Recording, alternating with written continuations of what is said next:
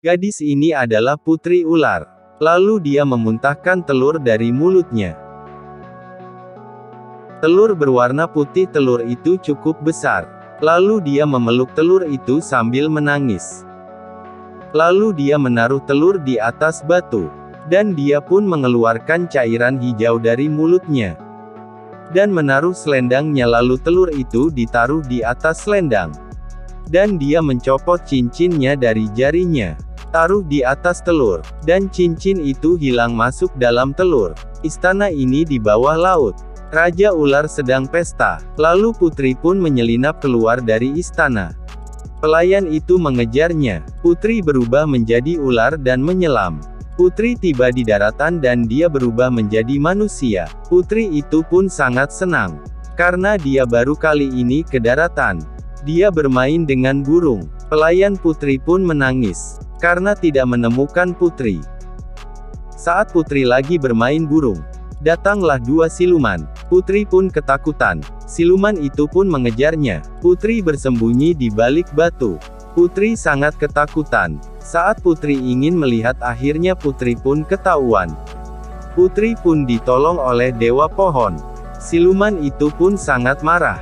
Karena tidak menemukan sang putri. Akhirnya siluman itu pun pergi. Sang putri dan dewa pohon pun masih di dalam pohon. Mereka saling memandang. Dan mereka pun saling suka. Dan malam tiba. Pelayan itu pun masih menunggu putri. Putri dan dewa pohon pun berduaan di dalam pohon. Dan mereka pun bermalam di dalam pohon. Dan putri pun meninggalkan dewa pohon. Dewa pohon merasa sedih. Putri berlari ke laut. Pelayan pun mengejarnya. Dan dewa pohon dipanggil oleh langit. Dan dia pun dihukum karena berhubungan dengan putri ular. Dan diperlihatkan di kerajaan. Sang ratu telah melahirkan seorang putri. Dan kerajaan pun ingin mengadakan pesta. Dan diperlihatkan sang putri di istana ular. Putri pun muntah-muntah terus. Pelayan pun bertanya. Setelah sang putri bercerita saat dia di daratan, pelayan itu pun kaget. Dan putri pun pergi ke daratan lagi. Untuk mencari dewa pohon. Dia tak tahu kalau dewa pohon telah dihukum langit. Dan datanglah dua siluman yang pernah mengejarnya. Sang putri sangat takut. Sang putri pun berlari di rerumputan. Dua siluman itu pun terus mengejar sang putri. Putri pun terus berlari. Sang putri bersembunyi. Siluman itu pun terus mencari. Dan akhirnya putri pun ketahuan. Dia berlari lagi.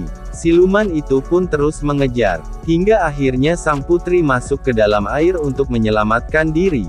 Dua siluman itu pun tak berhasil menangkap putri. Dan akhirnya mereka pergi.